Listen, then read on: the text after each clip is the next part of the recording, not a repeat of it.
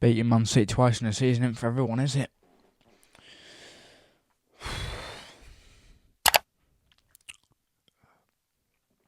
Two 0 away from home with a clean sheet.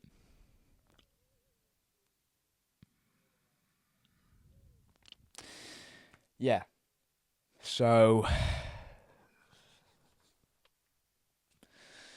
yeah, I'm not going to say anything yet.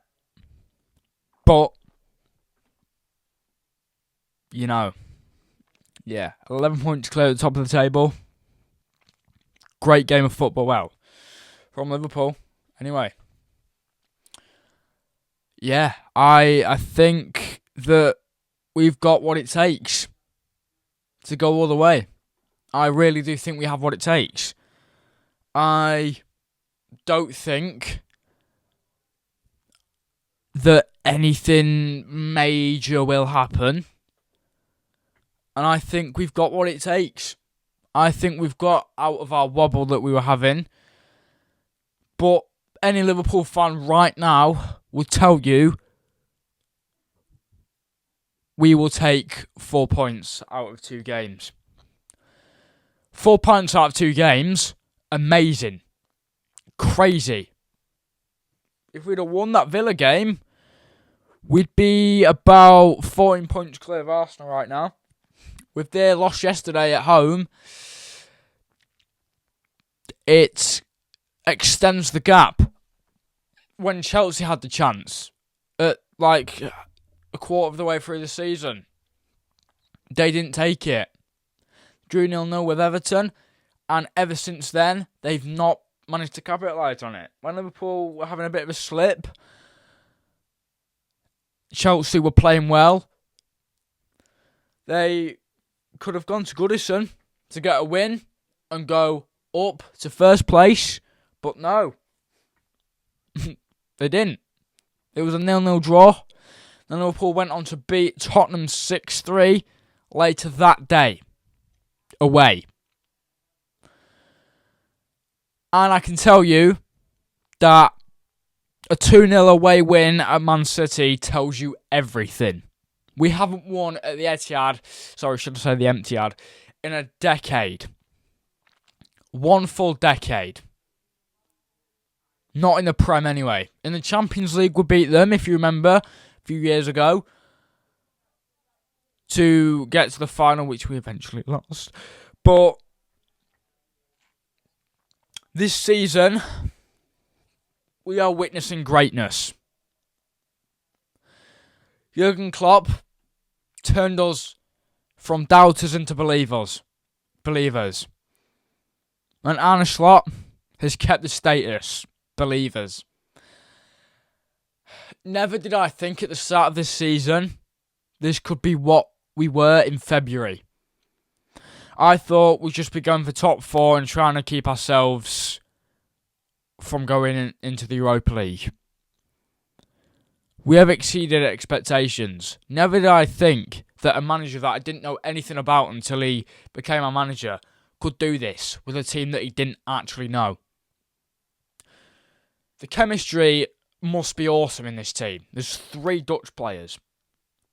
Virgil, Gravenberch, and not McAllister, he's Argentinian. McAllister, I've said it twice. Who's the other one? Gakpo, that's it. Virgil, Gakpo, and Gravenberch. And then we've got a Dutch manager. So, this kind of just tells you all you need to know. We need to win 7 more games, I think. Something like that. There's not many games we need to win now to do it. Would you really call this a wobble? A loss in the FA Cup, which I'm not really fussed about. A draw at Everton, one of the hardest grounds to play at in the Premier League. A win at home to Wolves, and a draw at Villa. Would you really call that a wobble? Yes, we got 1 loss. Any other team would have probably lost 2 games. Maybe 3 in what you call a wobble. But now we're back. We had a wobble. But before that, when we lost to Tottenham Then we lost.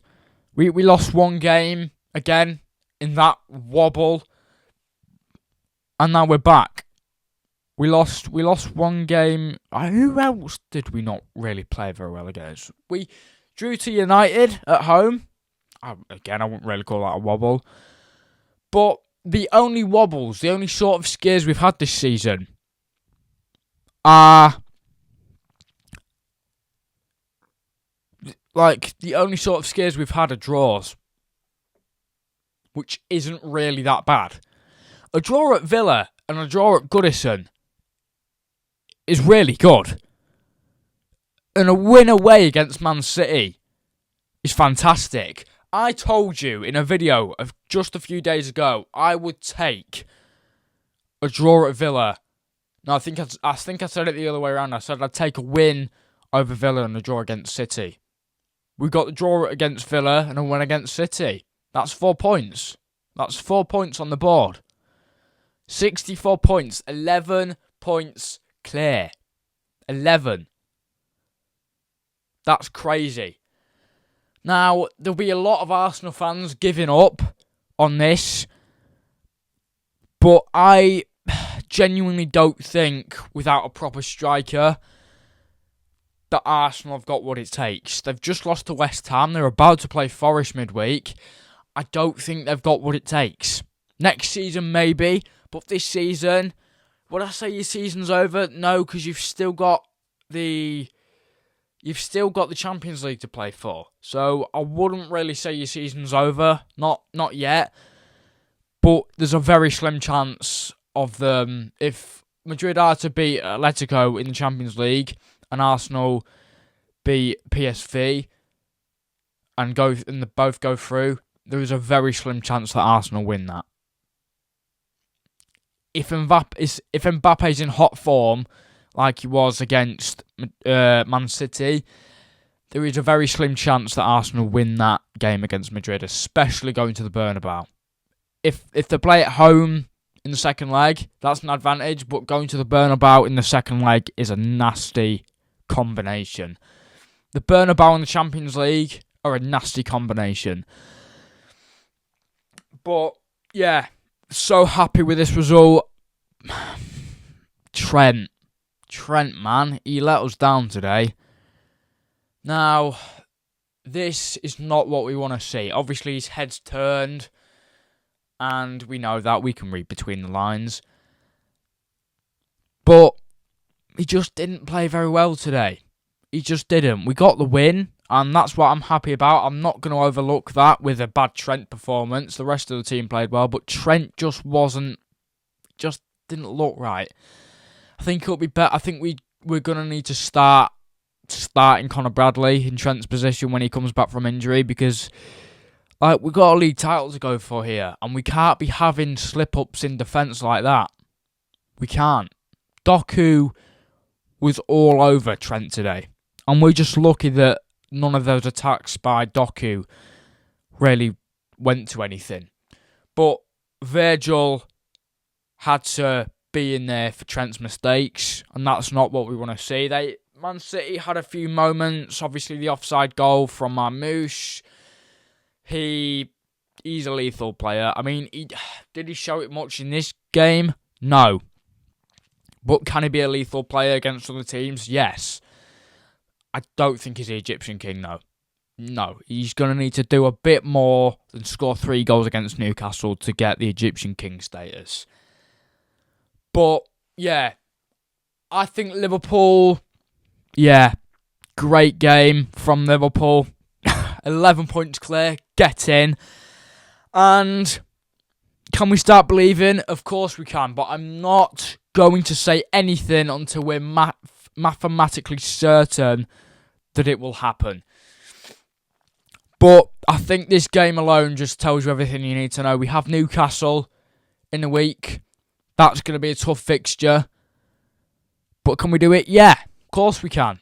I didn't think we'd win this game. I thought we'd draw 2-2 with the recent performances. It looks like we're back. So, we play 2 Newcastle games in the matter of about 2 weeks. maybe 3, because we have the Carabao Cup final with them as well. But I guess this is just preparation for the Carabao Cup final. But we can definitely do this. We can definitely do this. I am so up for this title charge. I'm so up for it. Because we had a scare with Arsenal, and they lost yesterday. We've won today. We're 11 points clear. We're on 64 points. They're on 53. That's a big gap. That is a really big gap. And yeah, can I see us dropping it at the minute? I don't think so. So, this game tells you everything.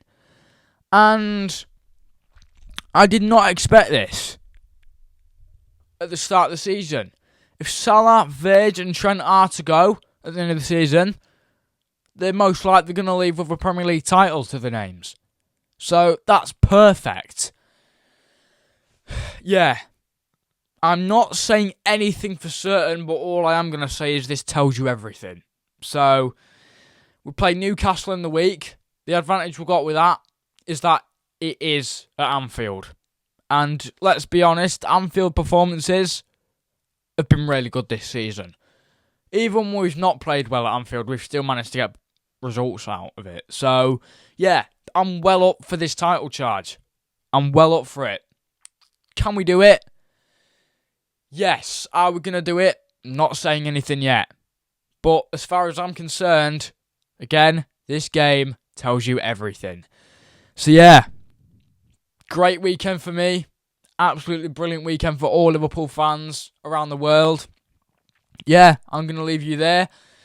If you enjoyed the video, you know what to do, which means like, subscribe, turn post notifications on, and I'll see you in the next one.